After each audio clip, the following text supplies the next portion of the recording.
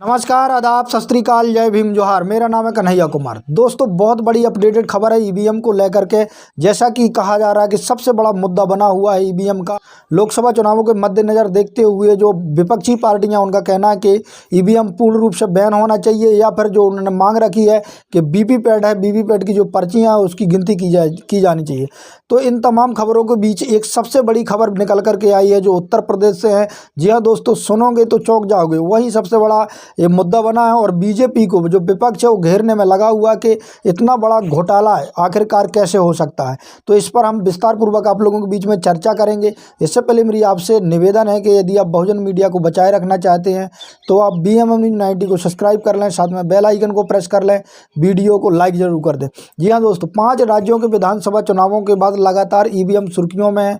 लगातार ईवीएम पर supreme court से लेकर के जो विपक्षी पार्टियां हैं तमाम प्रकार के सवाल खड़े कर रही है। वहीं जो सबसे बड़ा सवाल निकल करके उत्तर प्रदेश से आया है, कल के दिन ईवीएम में लगभग 800 ईवीएम में आग लग गई।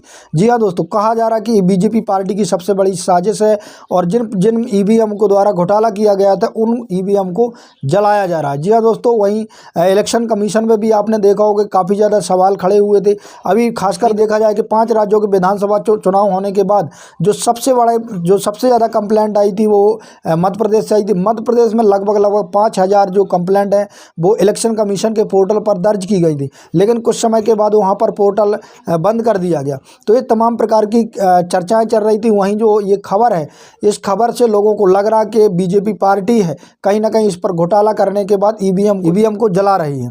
तो ये सबसे बड़ा सवाल है। वहीं देखा होगा आपने कि पीछे भी कई प्रकार के सवाल उठते आ रहे हैं। अभी देखा होगा 370 जो सीटें थी, 370 सीटों में जो वोट बैंक परसेंट का जो घोटाला हुआ था और उसकी क्विंटन ने रिपोर्ट मांगी थी, लेकिन इलेक्शन कमीशन ने रिपोर्ट ना दे करके उस डाटा को डिलीट कर दिया था। तो ये सबसे बड़े सवाल है। वहीं 19 लाख जो ईवीएम गायब हुई थी उसका मुद्दा सबसे ज़्यादा गरमाया हुआ है। इसके अलावा जो 15,000 अभी जो कंप्लेंट दर्ज की गई है मध्य प्रदेश पे, सबसे ज़्यादा ये अहम मुद्दा गरमाया हुआ है। वहीं आपने देखा होगा कि इंडिया गठबंधन की जो सबसे बड़ी बैठक हुई थी 19 दिसंबर को, इसमें जो सबसे बड़ा मुद्दा का विषय बना रहा ईवीएम, कि ईवीएम को किस प्रकार से बैन किया जाए, या ईवीएम में जिस प्रकार से गड़बड़ियां देखी जा रही हैं उनको लगा कि ईवीएम से कहीं ना कहीं लोकतंत्र की हत्या हो रही है और ईवीएम को बैन करना चाहिए, या ईवीएम से जुड़े उपकरण हैं उस पर बदलाव करना चाहिए। उन्होंने स्पष्ट रूप से, आपने देखा होगा कि इंडिया गठबंधन ने मांग की कि जो वीवीपैट है, वीवीपैट की पर्चियाँ हैं, वो उन पर्चियों को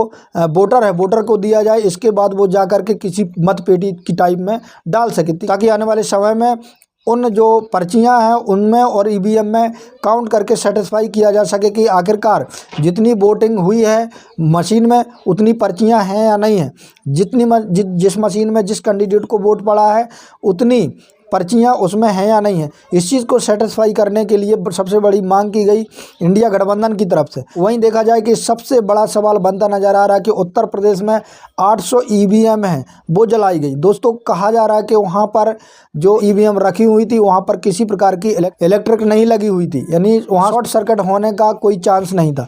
लेकिन ऑटोमेटिक ईवीएम 800 बढ़ जाना ये सबसे बड़ा सवाल पैदा कर देता है और लोगों के दिमाग में कहीं ना कहीं ये आ जाता है कि हो सकता है इसमें सबसे बड़ी गड़बड़ी की जा रही हो और आने वाले समय में लोकसभा चुनावों में भी गड़बड़ियां की जा सकती हैं। वहीं दोस्तों, सबसे बड़ा ये मुद्दा बना रहा और लगभग लोकसभा चुनाव से पहले जो तमाम पार्टियां, उनका कहना है कि ईवीएम को बैन कर देना चाहिए, बैलेट पेपर से चुनाव होना चाहिए। वहीं कुछ लोगों की मांग है कि वीवीपैट की जो पर्चियां हैं संपूर्ण पर्चियों की गिनती होना चाहिए। वहीं जो आज सबसे बड़ी खबर बनी रही वो ये बनी रही कि 800 ईवीएम एकदम से कैसे जल सकती हैं। तो इस पर सवाल खड़े कर रहे हैं लोग। वहीं बीजेपी पार्टी को घेरते नजर आ रहा है कि आखिरकार बीजेपी पार्टी ये सारी चीज़ें करवा रही है, जो आज की सबसे बड़ी खबर थी। इससे संबंधित जो भी खबर होगी, हम ईवीएम को लगातार इस मुद्दा बना रहे हैं और ईवीएम को लेकर के जो आप लोगों की राय होती है वो हम लोगों तक पहुंचाने का काम कर रहे हैं। आगे जो भी अपडेटेड होगी मैं आप लोगों को जरूर बताऊंगा। अंत में आपसे निवेदन है कि अभी तक आपने हमारे BMM न्यूज़ 90 को सब्सक्राइब नहीं किया तो सब्सक्राइब कर लें, साथ में बेल आइकन को प्रेस कर लें, वीडियो को लाइक जरूर कर दें। धन्यवाद।